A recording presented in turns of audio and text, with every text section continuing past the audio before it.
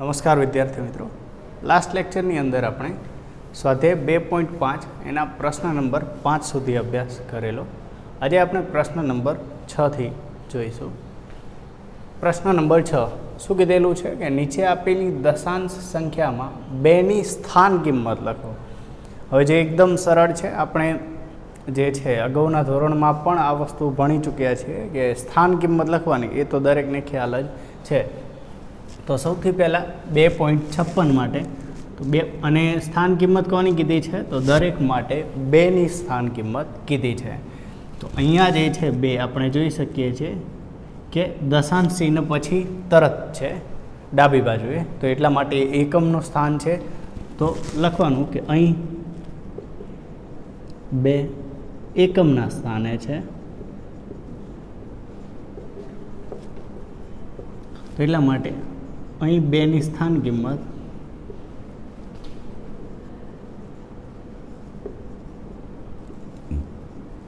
બરાબર 2 ગુણ્યા એકમનું સ્થાન છે તો એના ગુણ્યા 1, તો એના બરાબર થાય 2. તો અહીંયા જે છે 2ની સ્થાન કિંમત થાય 2.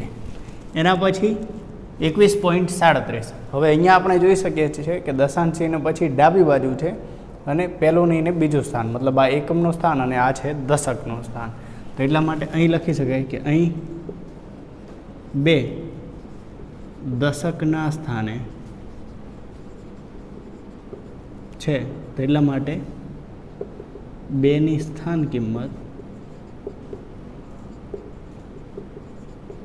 બરાબર 2 ગુણ્યા 10 એના બરાબર 20. દશકના સ્થાને છે તો એના ગુણાકાર 10 સાથે થાય, એની કિંમત થાય 20.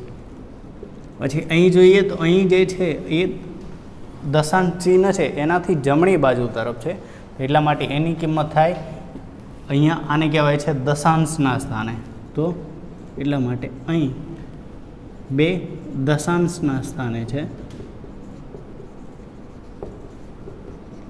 તો માટે 2ની સ્થાન કિંમત બરાબર 2 ગુણ્યા 1/10 બરાબર 2/10. જો આપણે ઈચ્છીએ તો આને 0.2 પણ લખી શકીએ, પણ 0.2 જે છે ઓલરેડી મતલબ કે અહીંયા 0.2 ઓલરેડી આપેલા છે, તો આપણે એને 2/10ના સ્વરૂપમાં જ રાખીશું. પછી અહીં જે છે 2 ક્યાં છે તો દશાંશ ચિહ્ન પછી પહેલું નહીં ને બીજું સ્થાન જમણી બાજુ, એટલા માટે એ જે છે એ થાય શતાંશ. તો 2 શતાંશના સ્થાને છે, તો માટે 2ની સ્થાન કિંમત બરાબર 2 ગુણ્યા 1/100 બરાબર 2/100. એના પછી લાસ્ટ શું કીધું છે કે 63.352.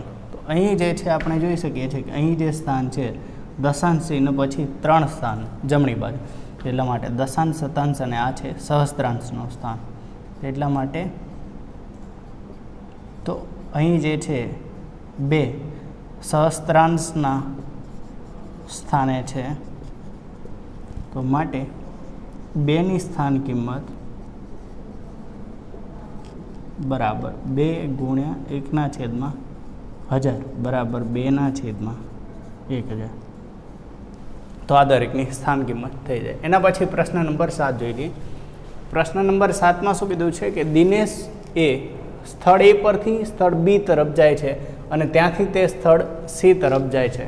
તો મતલબ જે છે દિનેશ અહીંથી A થી B તરફ જાય પહેલાં તો, અને પછી જે છે B થી C તરફ જાય છે.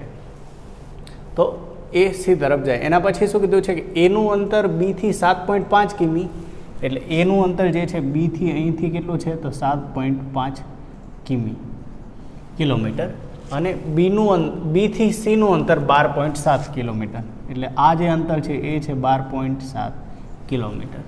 તો આ રીતે જાય છે. એના પછી શું કીધું છે કે અયુબ સ્થળ A થી સ્થળ D તરફ જાય છે, મતલબ જે છે અયુબ જે છે એ આ રસ્તો પસંદ કરે છે, તો અહીંયાથી D અને D થી C તરફ જાય છે, અને જે દિનેશ છે એ પણ C તરફ જ જાય છે, પણ એ અહીંયા B થી જાય છે.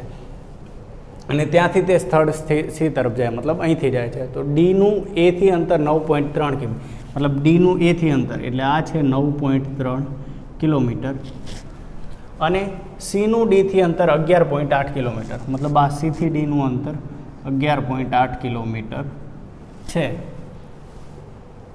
તો એના પછી એમ કીધું છે લાસ્ટમાં કે તો કોણ વધુ મુસાફરી કરશે અને કેટલી, મતલબ કે દિનેશ અથવા તો અયુબ બંને જે અંતર કાપે છે તો એની અંદરથી વધારે અંતર કોણ કાપશે અને જો વધારે અંતર કાપે તો કોણ કેટલું અંતર વધારે કાપશે એ જોવાનું છે.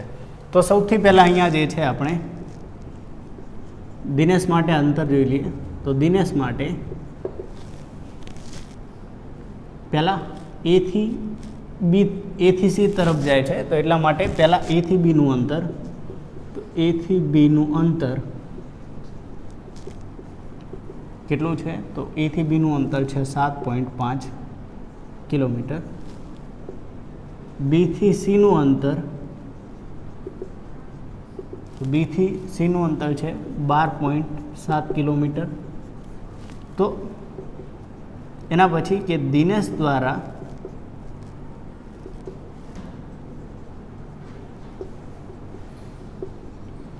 કાપવામાં આવેલું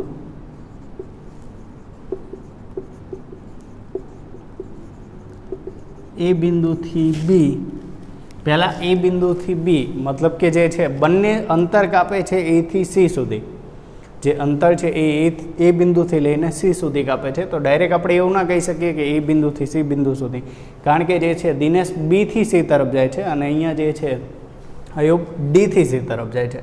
તો એટલા માટે એ લખવું પડે કે દિનેશ દ્વારા જે પહેલાં છે કાપવામાં આવેલું અંતર એ બિંદુથી બી બિંદુ અને ત્યાંથી સી બિંદુ સુધીનું અંતર, તો એના બરાબર શું થાય, તો એથી સી સુધીનું અંતર, તો અહીંયા એથી બી અને બીથી સી ત્યાં સુધીનું અંતર એટલે શું કરવું પડે, તો પહેલાં આ અને આ જે કિલોમીટર છે, મતલબ કે આ જે એથી બી અને બીથી સીનું અંતર, તો એનો સરવાળો કરવો પડે. તો એટલું જે અંતર છે એના બરાબર શું થાય, તો 7.5 કિલોમીટર વત્તા 12.7 એટલે કે બંનેનો સરવાળો કરવો પડે. તો જે છે અહીંયા આપણે બંનેનો સરવાળો કરી દઈએ. તો જે છે 5 ને 7 12નો બગડો વધી 2 ને 1 3, 3 ને 7 10 એની 0 1 1 ને 1 2, તો જે છે ટોટલ થાય 20.2 કિલોમીટર. તો જે દિનેશ દ્વારા જે અંતર કાપવામાં આવ્યું એ થયું 20.2 કિલોમીટર. એ જ રીતે હવે જોઈ લઈએ અયુબ માટે. તો અયુબ માટે પહેલાં તો એ કઈ રીતે જાય છે, તો એથી ડી અને ડીથી સી એ તરફ જાય છે. તો એટલા માટે અયુબ માટે એથી ડીનું અંતર બરાબર છે 9.3 કિલોમીટર અને ડીથી સીનું અંતર એના બરાબર છે 11.8 કિલોમીટર. તો હવે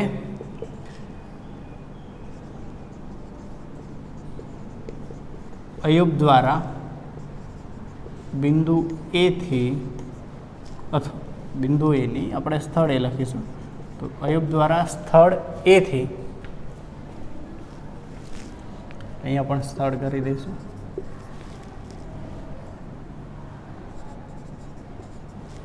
તો એટલા માટે જે છે અયુબ દ્વારા સ્થળ એથી ડી અને ડીથી સી સુધીનું અંતર, તો એના બરાબર શું કરવું પડશે, તો એના બરાબર પણ 9.3 વત્તા 11.8 કિલોમીટર. તો આ બેનો સરવાળો કરીએ. 3 ને 8 11નો એકડો, દશાંશ ચિહ્ન 1 1 ને 1 2 2 ને 9 11નો એકડો અને અહીંયા 1, તો 1 ને 1 2, તો 21.1 કિલોમીટર થાય. તો એટલા માટે જે છે અયુબ દ્વારા કાપવામાં આવેલું અંતર 21.1 અને દિનેશ દ્વારા કાપવામાં આવેલું અંતર છે 20.2 કિમી અને આ છે 21.1 કિલોમીટર. તો હવે આપણને બંનેના અંતર મળી ગયા, કુલ જે બંને અંતર કાપે એ મળી ગયા. તો એના પછી હવે આપણે એ જોઈ લઈએ તો શું કીધું છે કે તો કોણ વધુ મુસાફરી કરશે અને કેટલી, મતલબ કે કોને વધારે અંતર કાપેલું હોય એ જોવાનું છે. તો હવે અહીંયા આપણે જોઈ શકીએ છીએ કે કોને વધારે અંતર કાપેલું હોય, તો એ આપણે સરખામણી કરી દઈએ. તો લખી દઈએ કે અહીં દિનેશ દ્વારા કાપવામાં આવેલું અંતર 20.2 કિમી અને અયુબ દ્વારા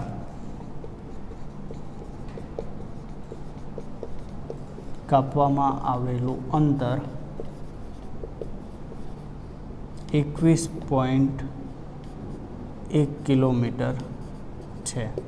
તો બે કેટલું અંતર કાપ્યું એ આપણે લખી દીધું કે અયુબે જે છે 21.1 કિલોમીટર કાપ્યું અને દિનેશે 20.2 કિલોમીટર કાપ્યું. તો એમ કીધું છે કોણ વધુ મુસાફરી કરશે. તો અહીં જે છે પહેલાં લખી દઈએ કે 21. હવે જો અહીંયા તો આપણને જે છે દેખીતી રીતે ખ્યાલ આવી જાય છે, બંનેની સરખામણી કરવાની હોય તો જે પ્રમાણે આપણે કીધેલું કે જે છે ડાબી બાજુથી જમણી બાજુ તરફ જતા જવાનું, સ્થાનની સરખામણી કરતા જવાનું. અહીંયા જે છે બંને દશકનું સ્થાન જોઈએ તો બંનેમાં 1 છે, એના પછી જે છે એકમનું સ્થાન જોઈએ તો અહીંયા 1 છે ને અહીંયા 0 છે. તો મતલબ 21.1 જે છે એના કરતાં વધારે થશે. તો એટલા માટે 21.1 એ 20.2 કરતાં વધારે છે. તો એટલા માટે એ જે છે અંતર કોને કાપેલું છે, તો એ અંતર જે છે કાપેલું છે 21.1, એ અંતર કાપેલું છે અયુબે. તો પહેલાં એ લખીશું કે આપણે અયુબે વધારે અંતર કાપ્યું અને પછી એ કીધું છે કેટલું અંતર, તો બાદબાકી પણ કરવી પડશે. તો માટે અયુબ દ્વારા વધારે અંતર કાપવામાં આવે છે. હવે આપણે એ જોઈ લઈએ કે આપણને એ પણ કીધેલું છે કે કેટલું વધારે અંતર કાપશે.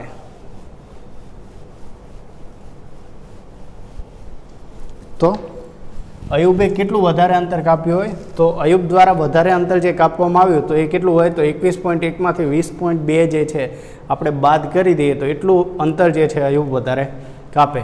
તો એટલા માટે અયુબ દ્વારા વધારાનું કાપવામાં આવેલું અંતર તો એના બરાબર 21.1 માઇનસ 20.2 કિલોમીટર. 21.1 માંથી 20.2 બાદ કરો તો એના બરાબર થાય 0.9 કિલોમીટર. તો એટલા માટે લાસ્ટમાં લખી દેવાનું કેટલી વધારે મુસાફરી કરશે. તો અયુબ એ દિનેશ કરતાં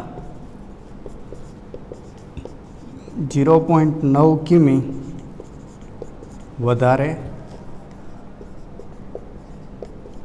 મુસાફરી કરશે. હવે વિદ્યાર્થી મિત્રો, જે સ્વાધ્યાય 2.5 છે તો એના જે આપણે દાખલા નંબર 7 સુધી જોયું. હવે એની અંદર જે આગળના દાખલા છે, જેમ કે 8મો દાખલો, તો એમાં પણ શું કીધું છે કે શ્યામ 5 કિલોગ્રામ અને 300 ગ્રામ સફરજન અને 3 કિલોગ્રામ અને 250 ગ્રામ કેરી ખરીદે છે. મતલબ કે એ પણ જે છે અને એના પછી એમ કીધું છે કે સરલા 4 કિલોગ્રામ ને 800 ગ્રામ સંતરા અને 4 કિગ્રા 150 ગ્રામ કેળા ખરીદે છે. એમાં પણ એ જ રીતે છે જે આપણે અગાઉનો દાખલો ગણ્યો, તો એની અંદર જે બંને ફળ છે એનો સરવાળો કરવાનો છે અને પછી કોના ફળ જે છે વધારે ખરીદે છે એ જોવાનું છે. અને 9મા દાખલામાં પણ એ જ રીતે કે 42.6 કિમી કરતાં 28 કિમી કેટલું ઓછું છે, એમાં પણ એ જ રીતે બાદબાકી કરવાની છે. તો સરળ દાખલા છે. એના પછી આપણે સ્વાધ્યાય 2.6 જોઈ લઈએ. સ્વાધ્યાય 2.6માં પહેલા પ્રશ્નમાં શું કીધું છે કે નીચેના જે પ્રશ્નો છે એના જવાબ શોધો. પહેલામાં જોઈ લઈએ. પહેલામાં શું કીધું છે કે 0.2 ગુણ્યા 6. હવે જે છે આપણે દરેક જાણીએ છીએ કે 0.2 જે છે તો 0.2 ને 2/10 લખાય હવે આ જે છે બે રીતે થઈ શકે છે. જો એક પ્રક્રિયા એ રીતે છે કે જે દશાંશ ચિહ્નવાળા જે છે અથવા દશાંશ જે સંખ્યા હોય એનો ગુણાકાર કરવો હોય તો પહેલાં જે છે જે સંખ્યા હોય એનો ગુણાકાર કરવામાં આવે અને પછી જે છે દશાંશ ચિહ્નની ગણતરી કરવામાં આવે. મતલબ કે અહીંયા જે છે કેટલા દશાંશ ચિહ્નો છે એનો સરવાળો કરવામાં આવે અને એટલા સ્થાન ડાબી બાજુ ખસેડવામાં આવે. તો જે છે આ રીતે થઈ શકે. જેમ કે અહીંયા છે 0.2 ગુણ્યા 6, તો પહેલાં જે સંખ્યા છે એનો સરવાળો કરવાનો. તો 2 ગુણ્યા 6 એના બરાબર થાય 2 ગુણ્યા 6 એના બરાબર 12.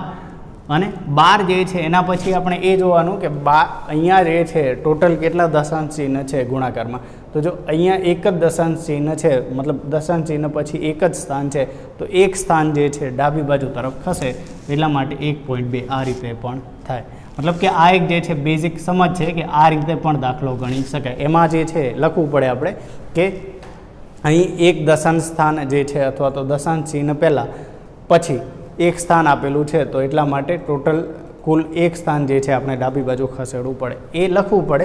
પણ એના કરતાં આપણે જે સરળ પ્રક્રિયા છે તો આપણે એ રીતે જોઈએ. જેમ કે 0.2 છે તો આપણને દરેકને ખ્યાલ છે કે 0.2 જે છે એને આપણે 2/10 લખાય. કઈ રીતે લખાય એ પણ આપણે લાસ્ટ લેક્ચરમાં જોયું હતું કે 0.2 જે છે એને બંને બાજુ ગુણ્યા 10 કરીએ અને ભાગ્યા 10 કરીએ તો અહીંયા જે છે જેમ કે 10 10 ઉડી જાય એટલે લાસ્ટમાં તો 0.2 જ કિંમત વધે. તો 0.2 ને ગુણ્યા 10 ભાગ્યા 10 કરીએ તો 0.2 ગુણ્યા 10 એટલે 2, તો 2/10. તો આ રીતે લખાય. મેં તમને લાસ્ટ લેક્ચરની અંદર પણ સમજાયેલું કે 0.2 ને 2/10 કઈ રીતે લખાય. તો એટલા માટે એને 2/10 લખાય. તો 2/10 ગુણ્યા 6. તો આ રીતે જે છે આપણે આ મેથડથી દાખલા ગણીશું તો આપણને વધારે સરળ રહેશે. કેમ કે આ રીતે જે છે આપણે ઓલરેડી ગણેલા છે અપૂર્ણાંકની અંદર. તો અહીંયા જે છે હવે સરળ થઈ જાય કે અપૂર્ણાંકની રીતે અંશનો અંશ સાથે છેદનો છેદ સાથે ગુણાકાર. તો હવે અહીંયા 2/10 ગુણ્યા 6. તો હવે આની અંદર શું કરવાનું, અંશનો અંશ સાથે અને છેદનો છેદ સાથે. તો 2 ગુણ્યા 10, 2/10 ગુણ્યા 6/1 બરાબર 2 ગુણ્યા 6/10. તો 12/10.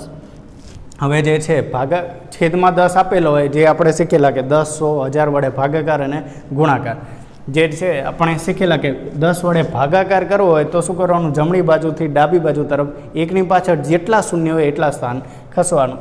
અહીંયા એકની પાછળ એક શૂન્ય છે તો એટલા માટે એક સ્થાન આપણે ખસીશું. તો એના બરાબર થાય 1.2. આવી જાય આપણો જવાબ. તો દરેકમાં આ જ રીતે કરવાનું થશે. આ રીત આપણને વધારે સરળ રહેશે. તો એટલા માટે આ રીતથી આપણે ગણીશું. અહીંયા પણ એ જ રીતે 8 ગુણ્યા 4.6 છે તો એને 46/10 લખાય. 8 ગુણ્યા 46/10. એ જ રીતે હવે કે 8 ગુણ્યા 46/10. હવે 46 ગુણ્યા 8, 6 ગુણ્યા 8 48 નો આઠડો 4, 32 ને 4 36. તો એ થાય 368. તો એટલા માટે 368/10. તો એના બરાબર જે છે અહીંયા એક પછી અહીંયા જોઈ શકીએ છીએ એક શૂન્ય છે, તો એટલા માટે એક સ્થાન જે છે એ ડાબી તરફ ખસે. તો એટલા માટે અહીંયા થશે 36.8. એનો જે જવાબ થશે એ થશે 36.8. એના પછી જે છે પ્રશ્ન નંબર ત્રીજો જોઈ લઈએ આપણે. ત્રીજામાં શું કીધું છે કે 2.71 ગુણ્યા 5. 2.71 ગુણ્યા 5 છે. હવે અહીંયા આપણે જોઈ શકીએ છીએ કે અહીંયા જે છે શતાંશ સુધી છે, મતલબ દશાંશ ચિહ્ન છે એના પછી શતાંશ સુધી આપેલું છે. તો એ પણ આપણને ખ્યાલ છે કે 2.71 છે તો એને 271/100 લખાય. દશાંશ પછી જેટલા સ્થાન હોય, જેટલા અહીંયા અંકો આપેલા હોય તો એટલા જે છે શૂન્યવાળી સંખ્યા, એકના પછી એટલા શૂન્યવાળી સંખ્યા જે છે છેદમાં આવે અને ગુણ્યા 5 બરાબર 271 ગુણ્યા 5/100. એના બરાબર હવે અહીંયા ગુણાકાર કરી દઈએ. 271 ગુણ્યા 5, 5, 35, 5, 3, 1355. તો એટલા માટે 1355/100 એના બરાબર થાય 13.55. 100 વડે ભાગાકાર છે તો એટલા માટે જે છે આપણે જમણી બાજુ ખસીએ છીએ. તો એટલા માટે એ થાય 13.55. અહીંયા પણ એ જ રીતે કે 20.1 ગુણ્યા 4. તો એટલા માટે આને પણ આ રીતે લખાય કે 201/100 ગુણ્યા 4 એના બરાબર 201 ગુણ્યા 4/100. 201 ગુણ્યા 4, 200 ગુણ્યા 4 800 અને 1 ગુણ્યા 4 4. તો 804/100 એના બરાબર આવે 8.04. દરેકમાં એ જ રીતે છે. એના પછી લાસ્ટ જે છે 7મો દાખલો 2 ગુણ્યા 0.86. અહીંયા પણ એ જ રીતે 2 ગુણ્યા 86ના છેદમાં 100. 2 ગુણ્યા 86ના છેદમાં 100, કારણ કે 0.86 આપેલું છે. અહીંયા એ જ રીતે 2 ગુણ્યા 86 છેદમાં 100. 85 ગુણ્યા 2 170 ને 2, તો એટલા માટે 172 છેદમાં 100 એના બરાબર થાય 1.72. તો આ મળી જાય એનો જવાબ. તો વિદ્યાર્થી મિત્રો, દરેકની અંદર જે છે આપણે સેમ મેથડથી આ રીતે દાખલા ગણીશું તો આપણને વધારે સરળ રહેશે. જે બીજી રીત આપણે જોઈ, જે પ્રમાણે મેં પહેલાં સમજાવ્યું કે એ રીતથી, જેમ કે અહીંયા દશાંશ ચિહ્નો ગણીને પછી એને જે છે આગળના સ્થાને ફેરવવા, એ આ રીત કરતાં થોડી વધારે કઠણ રહેશે. તો એટલા માટે આ રીત સરળ છે, તો આ રીત જે છે યુઝ કરવી. બીજો પ્રશ્ન જોઈ લઈએ. શું કીધું છે કે લંબચોરસનું ક્ષેત્રફળ શોધો કે જેની લંબાઈ 5.7 સેમી અને પહોળાઈ 3 સેમી હોય. હવે જે છે અહીંયા શું કીધું છે કે એક લંબચોરસ જોઈ લઈએ.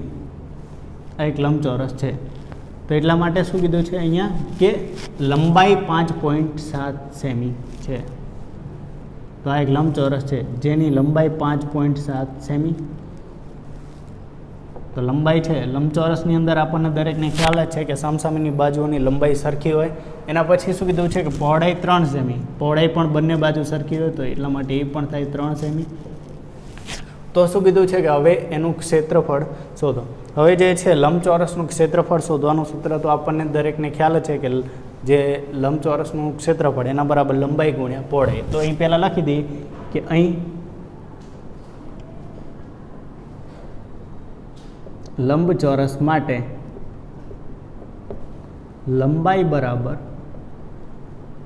5.7 સેમી આપેલું છે.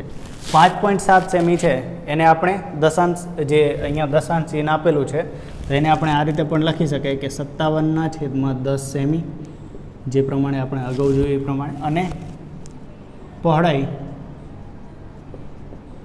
એના બરાબર છે 3 સેમી. તો એ તો જે છે ઓલરેડી પૂર્ણ સંખ્યા છે, તે પૂર્ણાંક સંખ્યા છે, તો એટલા માટે જે છે એને આપણે એ રીતે ફેરવવાની જરૂર નથી. તો હવે લંબચોરસનું ક્ષેત્રફળ બરાબર, માટે લંબચોરસનું ક્ષેત્રફળ બરાબર તો લંબાઈ ગુણ્યા પહોળાઈ એના બરાબર. લંબાઈ આપેલી છે આપણને 57/10 અથવા તો 5.7 જે છે એને આપણે ડાયરેક્ટ લખેલા છે 57/10 ગુણ્યા 3, તો એના બરાબર 57 ગુણ્યા 3/10. 57 ગુણ્યા 3 કરી દઈએ.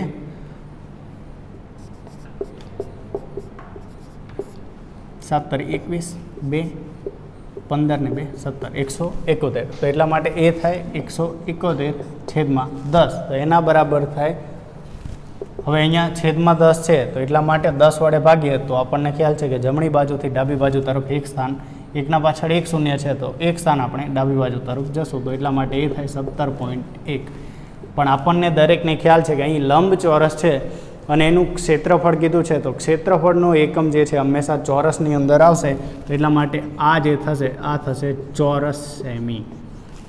તો 17.1 ચોરસ સેમી લાસ્ટમાં લખી દેવાનું કે માટે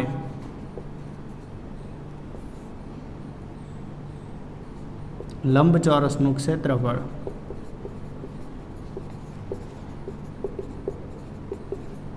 .1 ચોરસ સેમી થાય. એના પછી પ્રશ્ન નંબર 3 જોઈ લઈએ. પ્રશ્ન નંબર 3માં શું કીધું છે કે એમાં પણ એ જ રીતે કે ગુણાકાર કરવાનો છે. તો પહેલો પ્રશ્ન જોઈ લઈએ. પહેલામાં શું કીધું છે કે 1.3 ગુણ્યા 10. હવે આ જે છે એકદમ સરળ છે. આપણે જોયું હતું કે જે છે 10, 100, 1000 વડે ગુણાકાર અને ભાગાકાર એ જ મેથડથી કરવાનું છે. અહીં જે છે 1.3 જે છે આપેલા છે, તો 1.3 એને 10 વડે ગુણાકાર કરવાનો છે. આપણે દરેકે આપણે એ ખ્યાલ છે કે 10 વડે ગુણાકાર કરીશું તો શું કરીશું, આપણે સંખ્યા મેં આપણને એ પણ સમજાવેલું કે જે છે આપણે જોઈ શકીશું કે જ્યારે 10 વડે અથવા 100 વડે 1000 વડે ગુણાકાર થશે તો શું થશે, સંખ્યા મોટી થાય. મોટી થાય એટલે કઈ બાજુ ખસશે, તો આપણને દરેકને ખ્યાલ છે કે મોટી થાય સંખ્યા એટલા માટે એ ડાબીથી જે છે જમણી તરફ ખસશે. 10, 100 અને 1000 વડે ગુણાકાર થાય ત્યારની વાત છે. તો એટલા માટે જે છે ડાબીથી જમણી બાજુ તરફ ખસશે તો એટલા માટે 1.3 ગુણ્યા 10 એટલે એક પાછળ એક શૂન્ય છે તો એક સ્થાન જમણી બાજુ ખસે તો એટલા માટે 1.3 ગુણ્યા 10 એના બરાબર 13 થાય.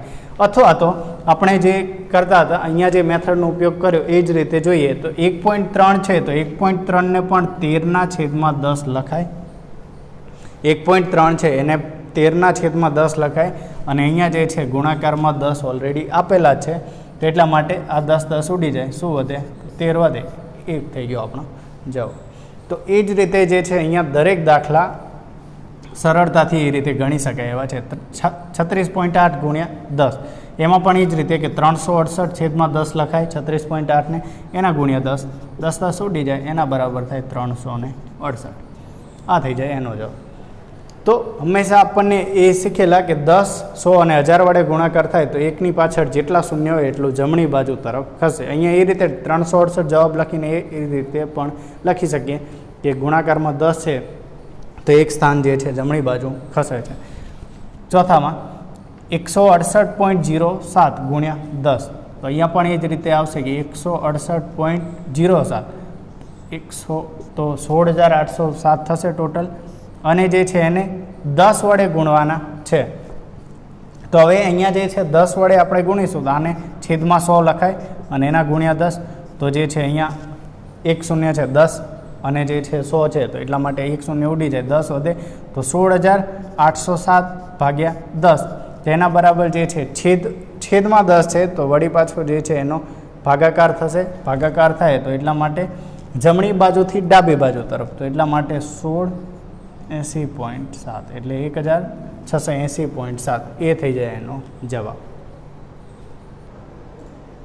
એના પછી આપણે ત્રીજાનો જ પ્રશ્ન નંબર 5 જોઈ લઈએ. પાંચમાં શું કીધું છે કે 31.1 ગુણ્યા 100. તો હવે જે છે આપણે જે પ્રમાણે શીખી લીધું તો એ જ રીતે કરતા જવાનું છે. તો અહીંયા 311/10 ગુણ્યા 100 તો એટલા માટે 311 ગુણ્યા 10 એટલે 3110. તો દરેકમાં જે છે આ જ રીતે કરતા જવાનું છે. હવે આપણે ડાયરેક્ટ જવાબ લખી દઈએ તો જે દરેકને ખ્યાલ આવી ગયો છે કે કઈ મેથડથી ગણવાનું છે તો એ મેથડથી દાખલા પૂરા કરી દેવા. તો અહીંયા થશે 4307 કારણ કે 2 સ્થાન છે તો 2 સ્થાન જમણી બાજુ 0.5 ગુણ્યા 10 તો એ થશે 5. એક સ્થાન ખસે એટલે અહીં થશે 0.9 ગુણ્યા 100. હવે જો અહીંયા આ રીતે છે તો આને આ રીતે કરી શકો 9/10 ગુણ્યા 100 9 ગુણ્યા 10 એટલે 90. અહીંયા પણ એ જ રીતે 3/100 ગુણ્યા 1000 2 શૂન્ય ઉડી એટલા માટે આવે 30. તો આ રીતે જે છે એના દરેકના જવાબ મળી જાય. તો બાકીના જે દાખલા છે સરળ જ છે, એક સ્ટેપના દાખલા છે તો એટલા માટે એ પ્રેક્ટિસ કરી લેવા. ચોથો પ્રશ્ન શું કીધું છે કે એક મોટરસાઇકલ 1 લીટર પેટ્રોલમાં 55.3 કિલોમીટર અંતર કાપે છે તો 10 લીટર જે છે પેટ્રોલમાં કેટલું અંતર કાપશે. એકદમ સરળ દાખલો છે કે 1 લીટરમાં આટલું તો 10 લીટરમાં કેટલું. ચોકડી ગુણાકાર જે આપણે કરતા હતા એ જ રીતે. તો મોટરસાઇકલ પહેલાં તો કે મોટરસાઇકલ દ્વારા 1 લીટર પેટ્રોલમાં કાપવામાં આવતું અંતર બરાબર 1 લીટર પેટ્રોલમાં કાપવામાં આવતું અંતર બરાબર 55.3 કિમી. તો માટે 10 લીટર પેટ્રોલમાં કાપવામાં આવતું અંતર તેના બરાબર કેટલું થાય તો 55.3 ગુણ્યા 10/1 એટલા માટે 55.3 ગુણ્યા 10/1 કિમી. તો એના બરાબર 55.3 ગુણ્યા 10 વધે તો એના બરાબર તો આપણે જાણીએ જ છીએ 553 કિલોમીટર. તો એટલા માટે કેટલું થાય 553 કિલોમીટર. તો 10 લીટર તો મોટરસાઇકલ 10 લીટર પેટ્રોલમાં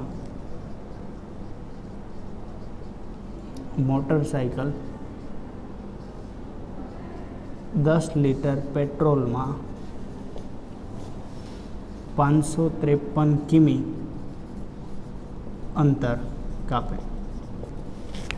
એના પછી પ્રશ્ન નંબર 5માં શું કીધું છે કે જે નીચેના પ્રશ્નો છે એના જવાબ શોધો.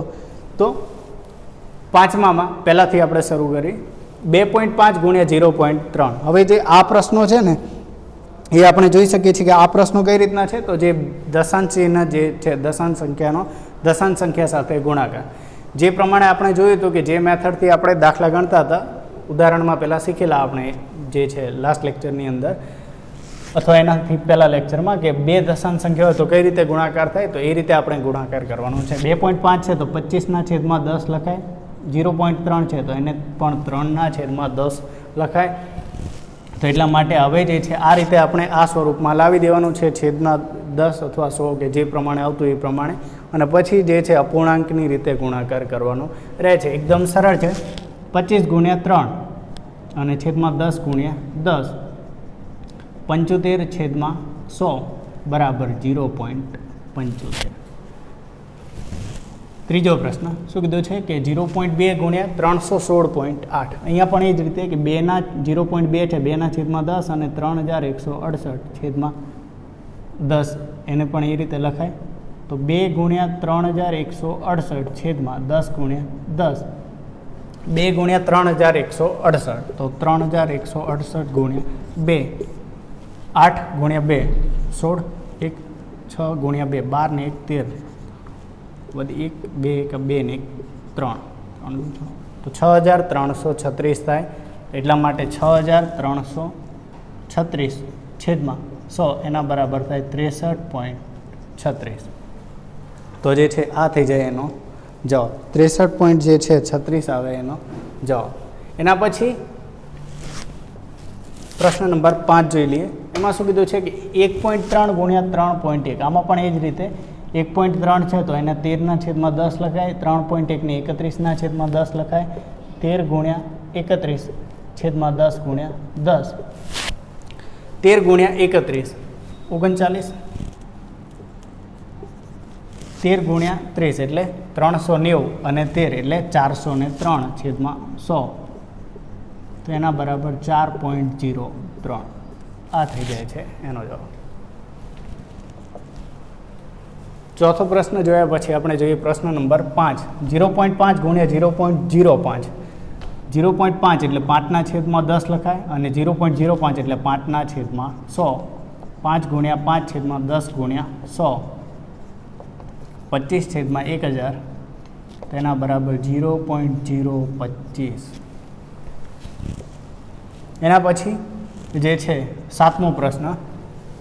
સાતમા પ્રશ્નમાં શું કીધું છે અહીંયા કે 1.07 ગુણ્યા 0.02. તો અહીંયા પણ એ જ રીતે 107/100 ગુણ્યા 2/100, 107 ગુણ્યા 2/100 ગુણ્યા 100, 107 ગુણ્યા 2 214 થાય, તો 214/3 તો એટલા માટે 0.0214. એક પછી 4 શૂન્ય છે તો 4 સ્થાન જે છે એ ડાબી બાજુ ખસે, 1 2 3 ને 4, તો એટલા માટે આ રીતે એનો જવાબ થાય. એના પછી 9મો પ્રશ્ન. અહીંયા પણ એ જ રીતે 101.01 આપેલા છે તો એને આ રીતે લખાય, છેદમાં 100 ગુણ્યા 0.01 છે તો એને પણ આ જ રીતે કે 1/100 લખાય. તો એ જે છે એનો જવાબ આ રીતે જ આવે, છેદમાં 2 3 ને 4. તો એટલા માટે 4 દશાંશ સ્થાન જે છે એ 1 પછી 4 શૂન્ય છે તો 4 સ્થાન ડાબી બાજુ ખસશે, તો 1.0101 આ થઈ જાય છે એનો જવાબ. લાસ્ટ શું કીધું છે 100.01 ગુણ્યા 1.1. તો અહીંયા પણ એ જ રીતે કે 100.01 એટલે છેદમાં 100 ગુણ્યા 1.1 એટલે 11/10 લખાય. હવે ગુણ્યા 11 જે છે એનો સરવાળો.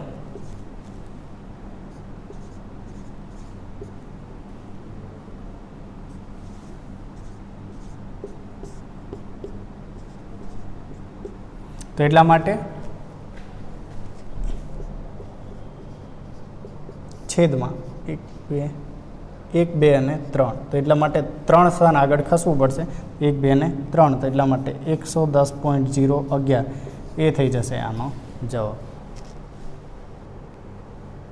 તો વિદ્યાર્થી મિત્રો, આજે આપણે સ્વાધ્યાય 2.6 જે છે એના દાખલા નંબર 5 સુધી પૂર્ણ કર્યો છે. મતલબ કે 2.6 જે છે સ્વાધ્યાય પૂર્ણ થયું છે. એની અંદર જે છે એક જ મેથડના, જેમ કે આની અંદર કેટલાક દાખલાઓ બાકી છે, તો જે એક જ મેથડના દાખલા છે એ આ રીતે જે છે પૂર્ણ કરવાના છે. આ મેથડથી બાકીના જે કોઈક દાખલાઓ બાકી છે તો એ જાતે ગણીને એની પ્રેક્ટિસ કરીને પૂર્ણ કરવાના છે. અને આની અંદર પણ કેટલાક દાખલાઓ છે જે બાકી છે, તો એ પણ જે છે આ જ રીતે આ જ મેથડથી ગણીને જાતે પ્રેક્ટિસ કરવાના છે. તો એટલા માટે એની જાતે પ્રેક્ટિસ કરવી. આભાર.